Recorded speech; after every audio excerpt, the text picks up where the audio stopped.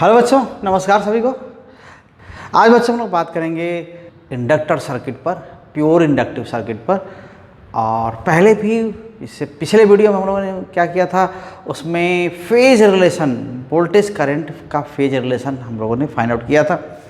अभी क्या है, जो उसके आगे वाला ठीक पार्ट है वो power supplied, means power of inductive circuit बोल सकते हैं उसको, कि कितना पावर उसमें स्टोर हो रहा है या रिटर्न हो रहा है। तो ये हमको देखना है। तो वही यहाँ पर ये लिखा भी हुआ है, power supply to inductive circuit. Inductive circuit का मतलब बस इंडक्टर मीन्स एक कॉयल है, ओके, उसमें कोर भी हो सकता है और ये ठीक है।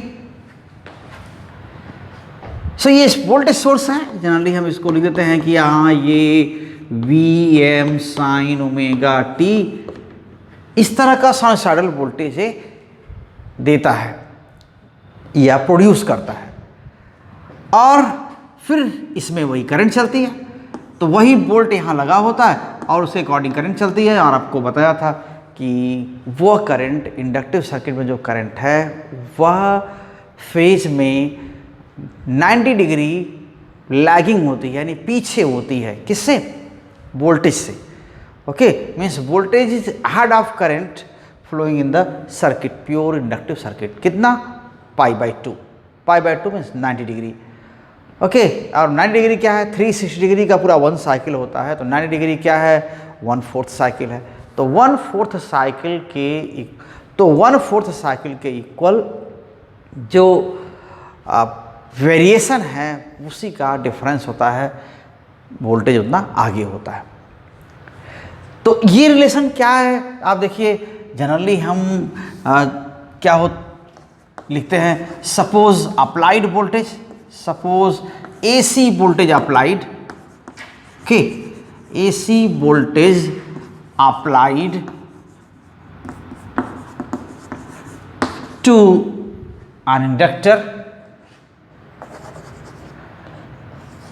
एंड इंडक्टर अगर इतना अप्लाई कर रहे हैं is V equals Vm sine omega t. Okay, तो पहले आप ओमेगा बता चुके थे, एंगुलर फ्रीक्वेंसी, और टी तो टी टाइम है ही है। तो क्या होगा? जो रिजल्टिंग करंट होगी, प्योर इंडक्टिव सर्किट है तो रिजल्टिंग करंट होगी तो क्या होगा? ओके, देन रिजल्टिंग करंट, ये भी अल्टरनेटिंग करंट होगी। Resulting current is how much? Is I equals Im sine omega t, and this will be lagging by π/2। तो ये करंट का फेज है। तो फेज रिलेशन से पहले हम लोग फाइंड आउट कर चुके हैं। अब इस बार क्या करना है? करंट के बारे में देखना है, सॉरी पावर देखना है। तो ये इंस्टेंटेनियस वोल्टेज है, इंस्टेंटेनियस करंट है, तो इंस्टेंटेनियस पावर क्या हो जाएगा? V × I, जैसा आप पहले से करते आए हैं। Okay, then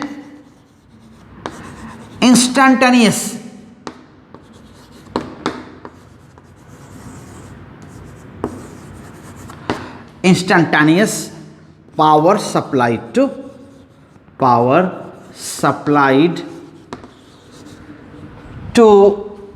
inductor,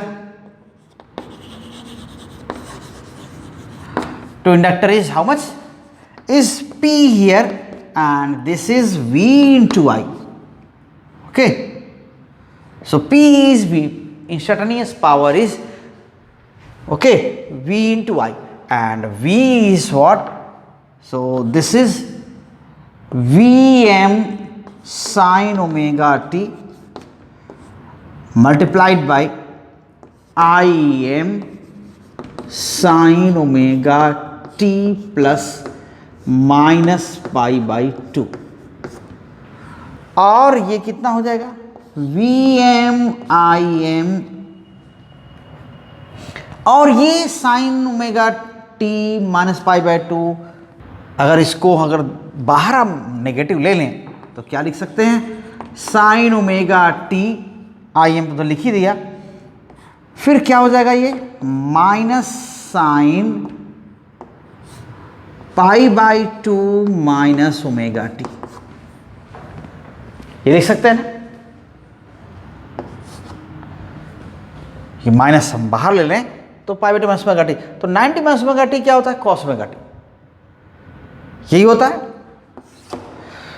then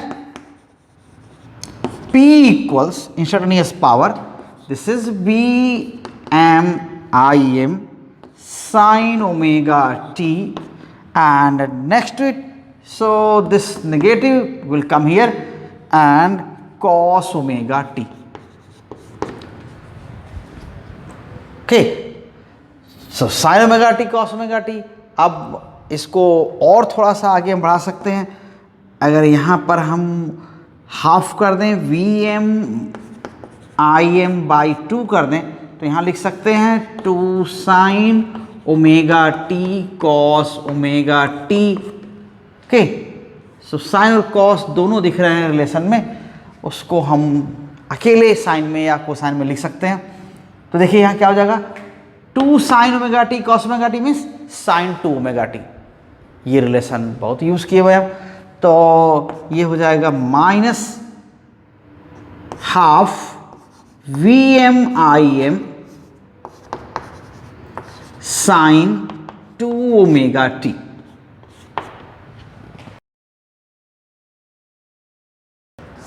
so instantaneous power P is equal to minus Vm Im by 2 sine 2 omega t. तो ये भी टाइम डिपेंडेंट है ना, which is time dependent, time पर डिपेंड कर रहा है और साइनोसाइडल है, देख रहा है ना। और उसकी फ्रीक्वेंसी कितनी है, जो अप्लाइड वोल्टेज की फ्रीक्वेंसी ओमेगा है तो ये 2 ओमेगा फ्रीक्वेंसी के साथ वेरी कर रहा है, जो पावर है वो 2 ओमेगा फ्रीक्वेंसी के साथ वेरी कर रहा है। तो विच is time dependent sinusoidal variation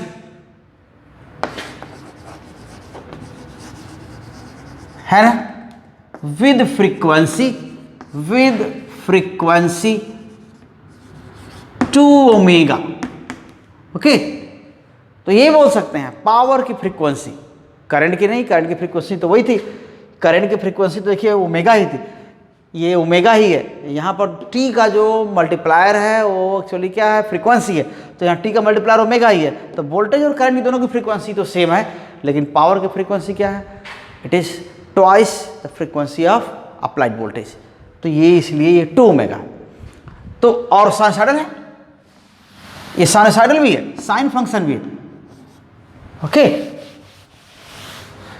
तो रहेगा साइनसाइडल ही, लेकिन फ्रीक्वेंसी 2 ओमेगा है। और एवरेज पावर क्या हो जाएगा, जैसे साइन और कोसाइन का एवरेज क्या होता है, पूरे 1 साइकिल के लिए 0 होता है, तो एवरेज पावर 0 होगा। ठीक, अब power supplied to this coil और this inductor is 0, average power. Average मतलब दिया जा रहा है एनर्जी तो वापस भी आ रहा है, ऐसा ही होगा ना। एवरेज तभी ना 0 हो सकता है कि किसी इंटरवल में उसको एनर्जी मिल रही है, सोर्स उसको एनर्जी दे रहा है या स्टोर हो रही है एनर्जी, तो कुछ पार्ट में वो वापस भी आ रही है। तो ये स्टोर होना और वापस आना, स्टोर होना वापस आना, दोनों क्या है, एक जैसा कॉन्टिन्यूसली चलता रह रहा है और एवरेज 0 आ रहा है। ऐसा ही होगा, एवरेज ऐसा दिख रहा है। तो एवरेज पावर क्या हो जाएगा, सो एवरेज पावर पर साइकिल, एवरेज पावर पर साइकिल ये कितना होगा, सो Vm Im बाई 2 और इसका average minus sine 2 omega t.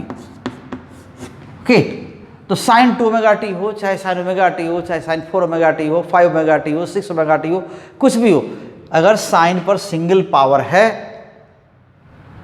तो इसका 1 साइकिल का एवरेज क्या होगा? 0। ठीक है, सो दिस इज 0।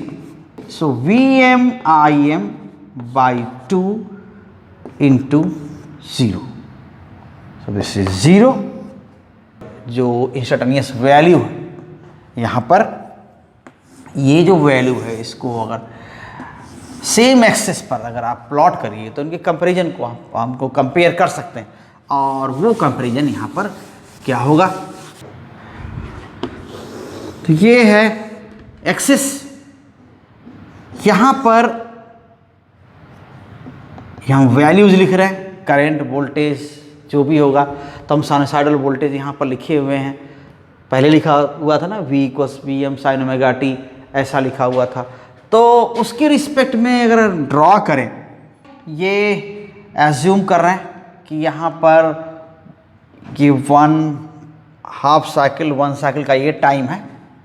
ठीक है, ये टाइम है, और ये T/4, और ये 3T/4, ये 5T/4, ऐसा इस तरह का। अगर वोल्टेज का वेरिएशन कुछ इस तरह है,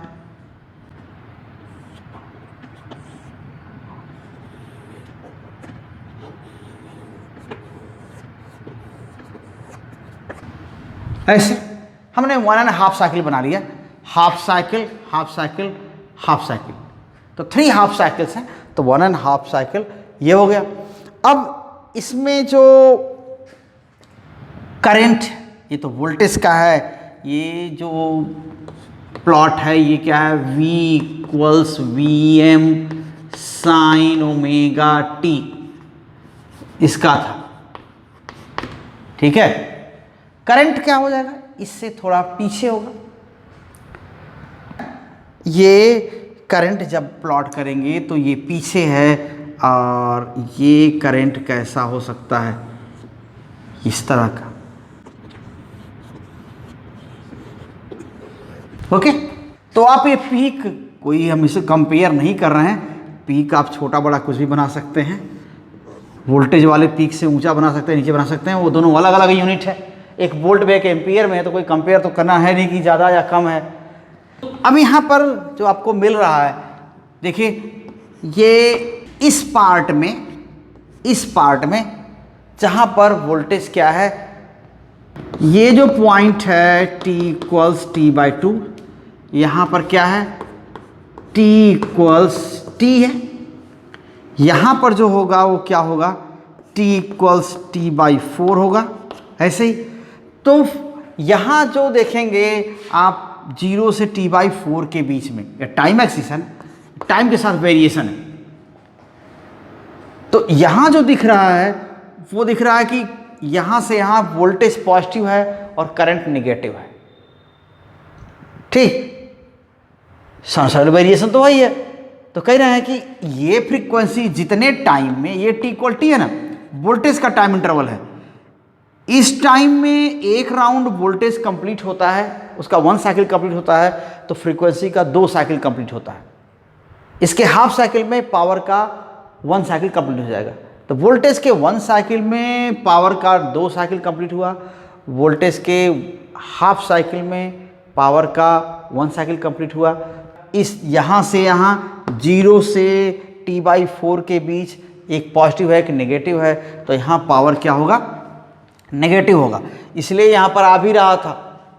ठीक है, ये पावर नहीं, साइनसॉइडल होगा, ग्राफ साइनसॉइडल ही होगा, तो ये पावर यहाँ पर नेगेटिव है और ऐसा। ठीक, तो जो येलो वाला है ये हम पावर ड्रॉ कर रहे हैं। और यहाँ से देखिए ये क्या है? T/4 और T/2 के बीच क्या है? दोनों पॉजिटिव हैं, वोल्टेज और करंट। तो यहाँ पर ये पॉजिटिव पावर होगा। और इसके बाद T/2 और 3T/4 यहाँ पर है, इनके बीच में पावर क्या होगा? एक पॉजिटिव देखिए यहाँ पर करंट पॉजिटिव है, वोल्टेज निगेटिव है इस बीच में, तो दोनों V इंटू आई नेगेटिव होगा। तो ये यहाँ पर नेगेटिव हो जाएगा,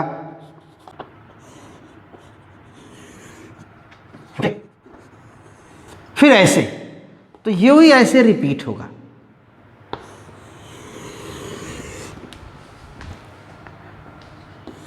तो यहीं तक देखिए, ये जो टाइम इंटरवल है, यहाँ पर जो टाइम इंटरवल है ये वाला, ये क्या है, t इक्वल्स टी, सॉरी ये जो इंस्टेंट है वो t इक्वल्स टी है।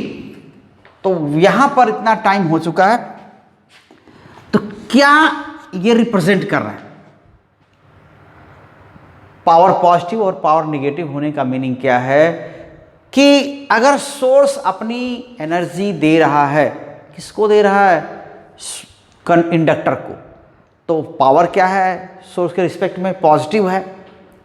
और अगर वापस अगर इंडक्टर की एनर्जी सोर्स को आ रही है वापस, तब ये क्या हुआ, उस समय पावर नेगेटिव होता है।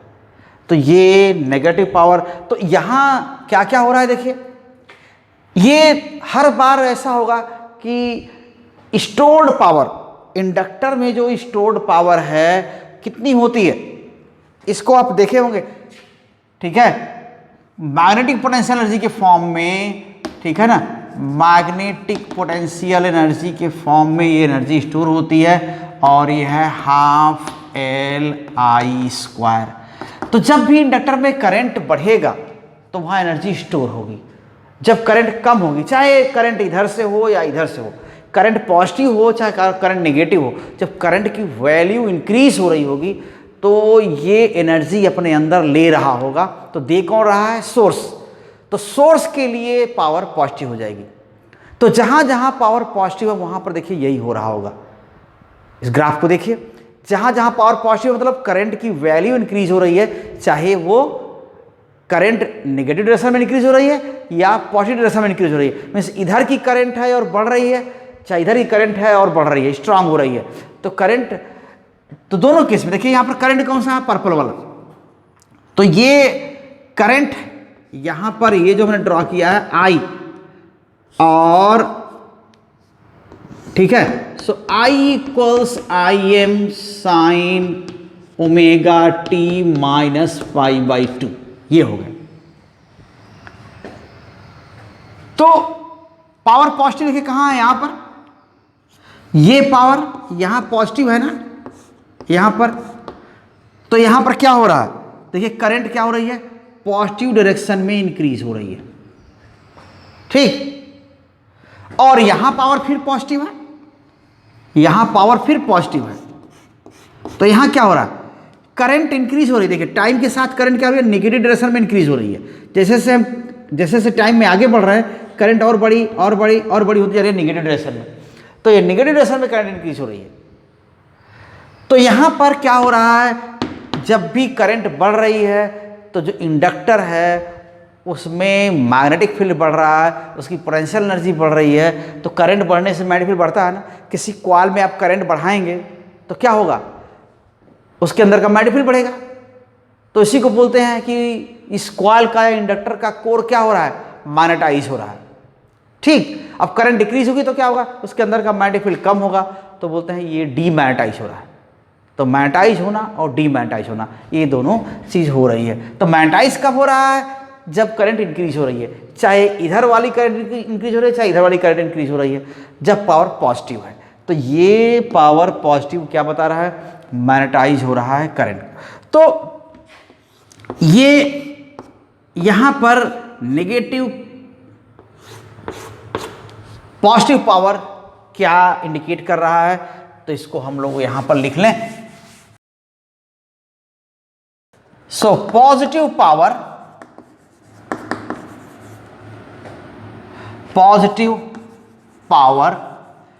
indicates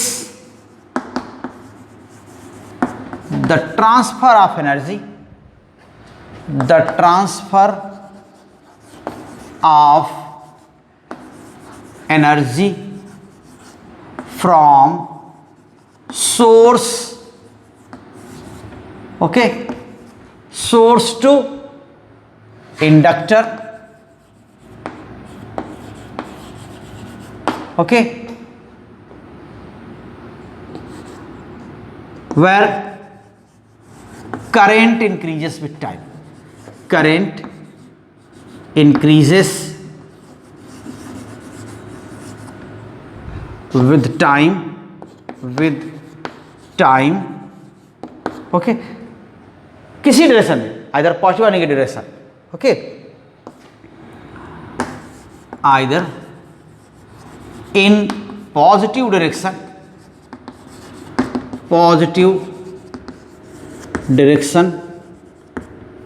और नेगेटिव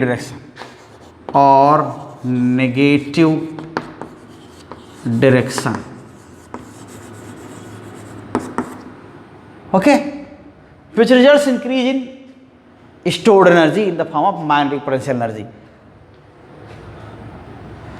तो इसी को मैग्नेटाइजेशन कहते हैं. which results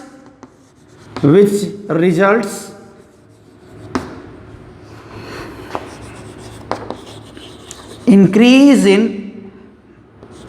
magnetic field in the inductor.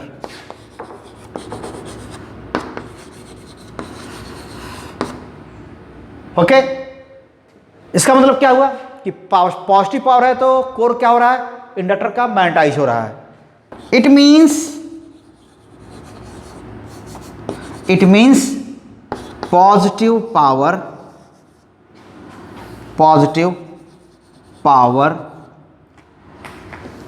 represents the magnetization of core.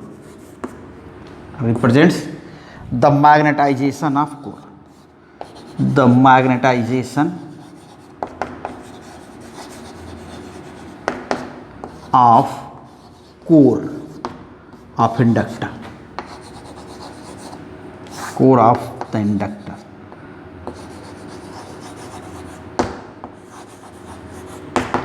ठीक है, इंडक्टर के कोर को मैग्नेटाइज करता है ये ऐसा जब पॉजिटिव पावर है. तो नेगेटिव, जहाँ जहाँ नेगेटिव पावर वहाँ क्या हो रहा है, करंट डिक्रीज हो रही है टाइम के साथ. देखिए नेगेटिव पावर है तो यहाँ पर क्या हो रहा है, ये करंट क्या हो रही है टाइम के साथ और कम हो रही है ना, ये करंट कम हो रही है ये, ठीक है, टाइम बढ़ने के साथ करंट और कम होती जा रही है. तो यहाँ भी नेगेटिव पावर है, यहाँ भी देखिए वही है, ये पॉजिटिव करंट है लेकिन कम हो रही है, ऐसे टाइम के साथ ये करंट कम हो रही है, तो यहाँ भी नेगेटिव पावर है. तो नेगेटिव पावर, नेगेटिव पावर क्या इंडिकेट करता है, नेगेटिव पावर, तो जितना लिखे थे वही उल्टा हो जाएगा. Negative power indicates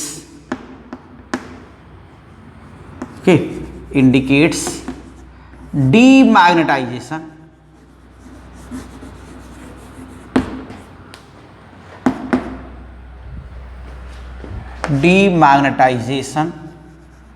of core because current decreases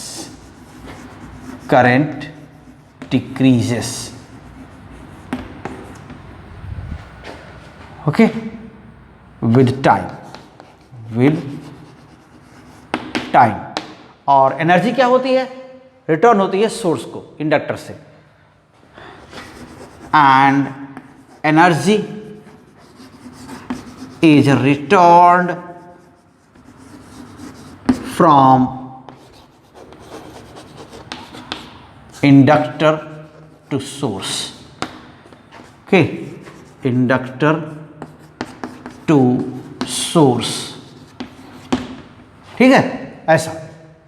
तो इंडक्टर से सोर्स को एनर्जी लौटती है, तो ये डीमैग्नेटाइजेशन हो गया. तो ऐसा हो गया. एवरेज पावर याद रखिए, एवरेज पावर जीरो, कोई पावर डिसिपेट नहीं होता, यानी हीट के फॉर्म में एनर्जी नहीं निकलती है, यही ना होगा. अगर हीट के फॉर्म में एनर्जी जाएगी तो क्या हो जाएगा, कुल मिला के ये एनर्जी लॉस होगा सोर्स का. यहाँ पर क्या होता है, एनर्जी लॉस नहीं होता, बस एक बार उसमें स्टोर होगा फिर वापस आएगा, स्टोर होगा वापस आएगा. तो ये होता है नॉन डिसिपेटिव सर्किट है. इस वीडियो को यहीं रोकते हैं. उम्मीद है कि आपको समझ में ज़रूर आया होगा. और इस वीडियो को ज़रूर आगे बढ़ाएंगे आप, और लोगों को मोटिवेट करिए चैनल से जुड़ने के लिए। ओके, सो देखते रहिए, फिर आगे मिलते हैं। Thank you very much, all the best.